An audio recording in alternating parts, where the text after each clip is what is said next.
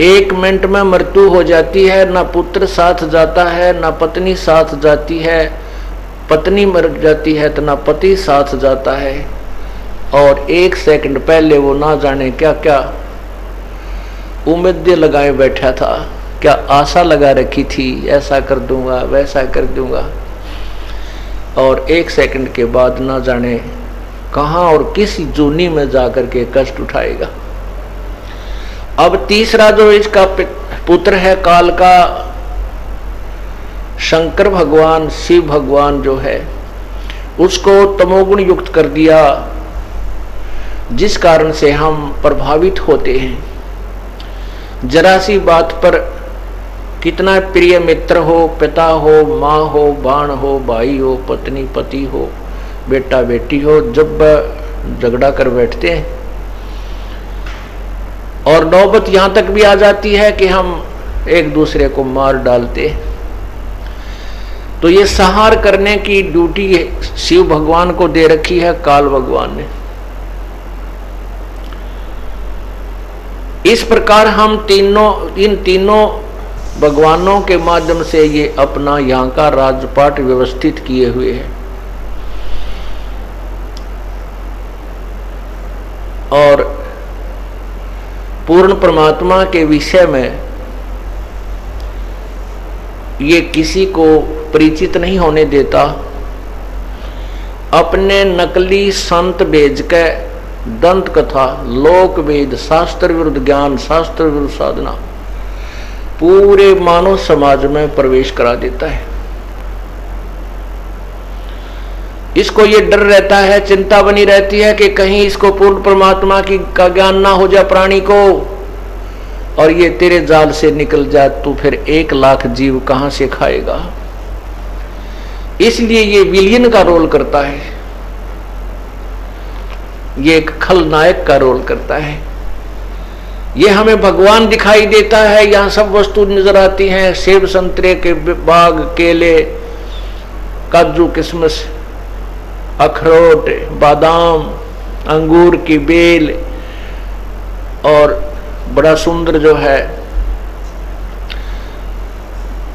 पानी, जल, और फिर आहार जैसे गेहूं, चना, बाजरा, जवार, फिर ना पता कितने प्रकार की जड़ी बूटियां हमारे को दे रखी हैं, और किस प्रकार दिन रात हो रहे हैं, कैसी सुंदर हवा चल रही है।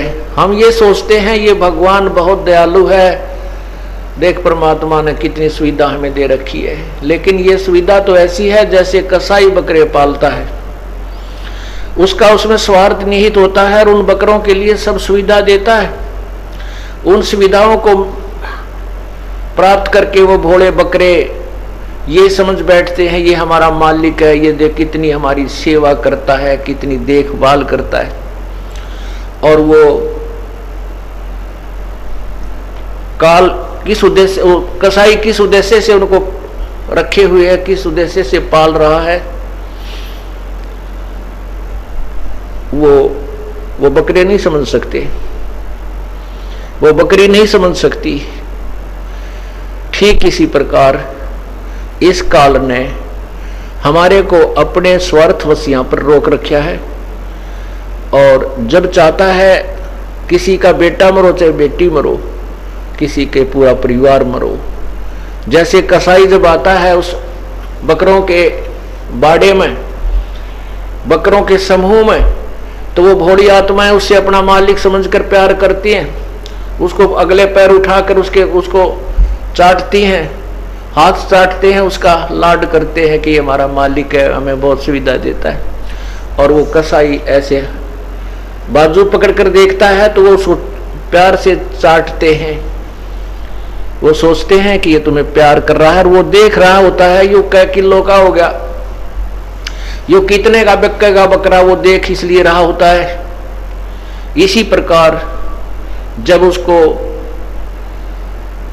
कहीं से आदेश आ जाता है कि 20 बकरे लाओ, उसमें ना देखता है किसका बेटा है, किसकी बेटी है, किसकी माँ है, किसका भाई है, किसकी बहन है, वो तो लेकर लाठी और जितने 20 गिन के आंख ले जाता है और काट डालता है।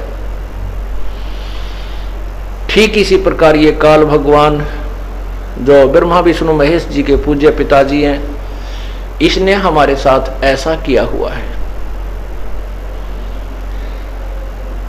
अब ये कितनी सुविधा हमें नजर आती है, और जब ये अपने लिए हमें यहां से निकालेगा, किसी का एक्सीडेंट में 4 परिवार, एक परिवार के 4 सदस्य मर गए, एक परिवार के 4 सदस्य मर जाए, उसमें रह के जावे। अब यहां पीछे नैना देवी में गए थे, वहां 150 आदमी मर गए। अब ये काल ऐसे अपना कार्य कर रहा है, गलत साधना करवाता है, और फिर उसमें भी ये ब्रह्म माटी। अब उसको ये कुछ लेना देना नहीं, किसी का बाप मरो चाहे बेटा मरो चाहे पूरा परिवार मर जाए, उसने तो 1 लाख प्राणी डेली खाने हैं, मनुष्य शरीरधारी प्राणी प्रतिदिन खाने हैं। उसके लिए हमें यहां पर रोका हुआ है, इस जाल को बताने के लिए, इस काल के जाल को समझाने के लिए परमात्मा स्वयं आते हैं।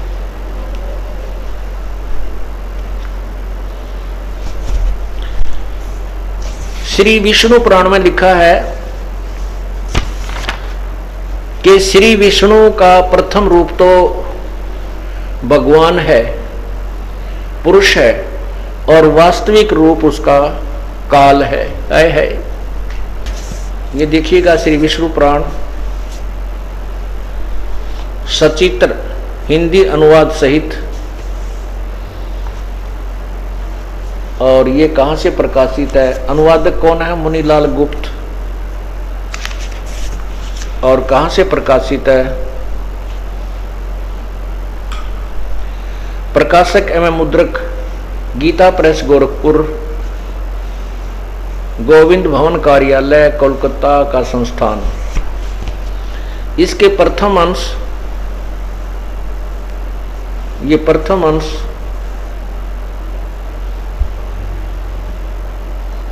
अध्याय नंबर 2 और पृष्ठ नंबर 4, नीचे देखिए,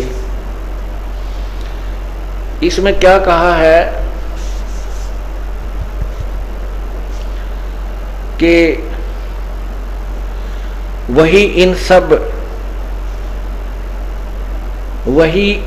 सब व्यक्त और अव्यक्त जगत के रूप से इसके साक्षी हैं।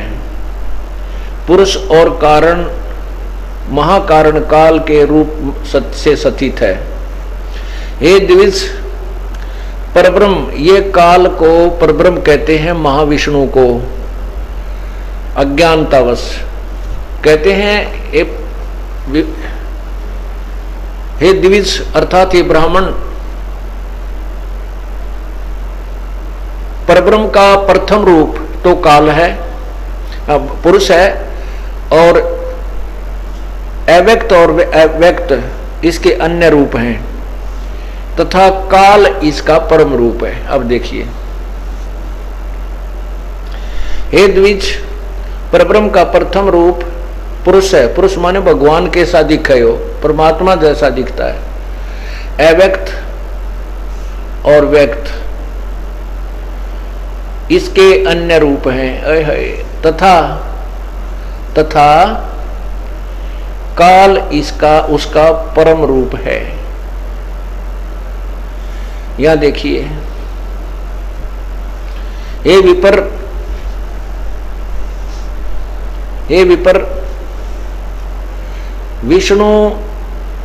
विष्णु के परम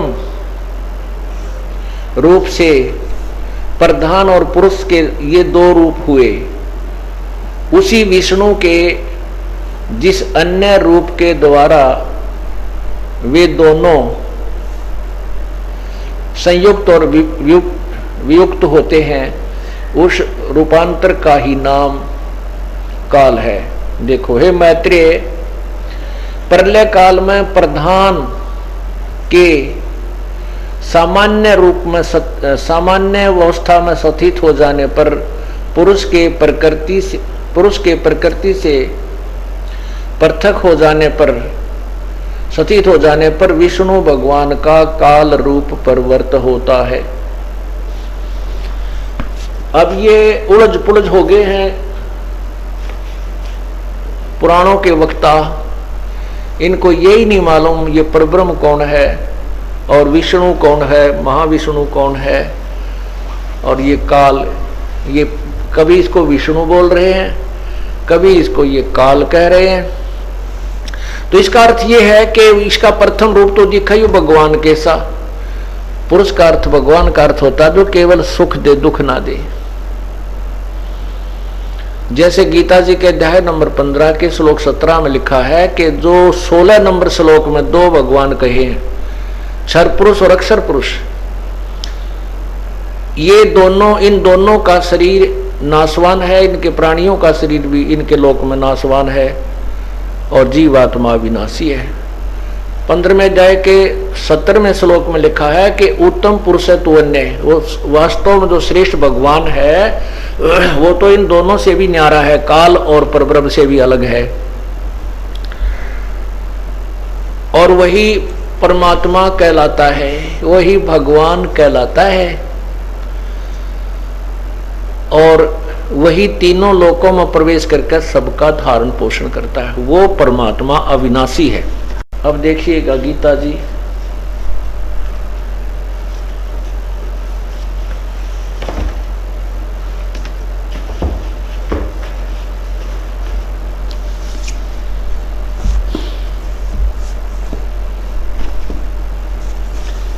ये देखिएगा पवित्र गीता जी अध्याय नंबर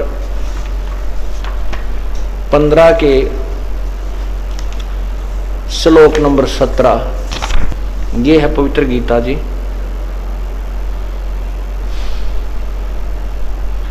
श्रीमद् भगवत गीता, गीता प्रेस गोरखपुर से प्रकाशित है, अध्याय नंबर 15 का ये 16 नंबर श्लोक है। इस संसार में नाशवान और विनाशी भी दो प्रकार के पुरुष हैं, भगवान हैं, और संपूर्ण प्राणियों के शरीर तो नाशवान है, जीवात्मा विनाशी कहा जाता है। फिर लिखा है कि उत्तम पुरुष है तू अन्य, परमात्मा इति उदारते, परमात्मा जिसको परमात्मा कहा जा सकता है, जाता है, जिसको परमात्मा कहा जाता है।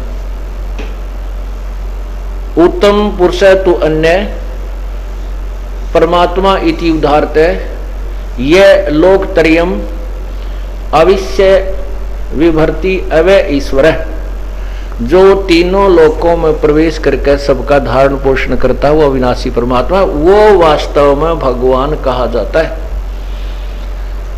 वो दो भगवान और भी कहलाते हैं, लेकिन वो भगवान नहीं है। यही प्रमाण गीता श्री विष्णु पुराण में प्रथम अंश अध्याय नंबर 2 के अंदर कहा है कि काल भगवान का, इस परब्रह्म का, विष्णु का प्रथम रूप तो भगवान जैसा दिखा है, लेकिन इसका वास्तविक रूप, इसका परम का रूप काल है, श्रेष्ठ रूप तो काल है।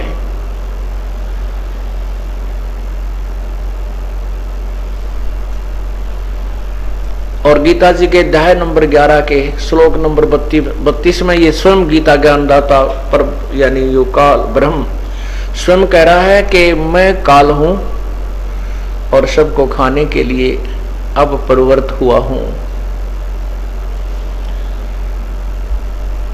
तो ये काल हमें यहां रोके हुए है। इस काल के जाल से हमने निकलना है, तब हम पूर्ण सुखी होंगे, अपने भगवान के घर चले जाएंगे, अपने पिता के पास जाएंगे।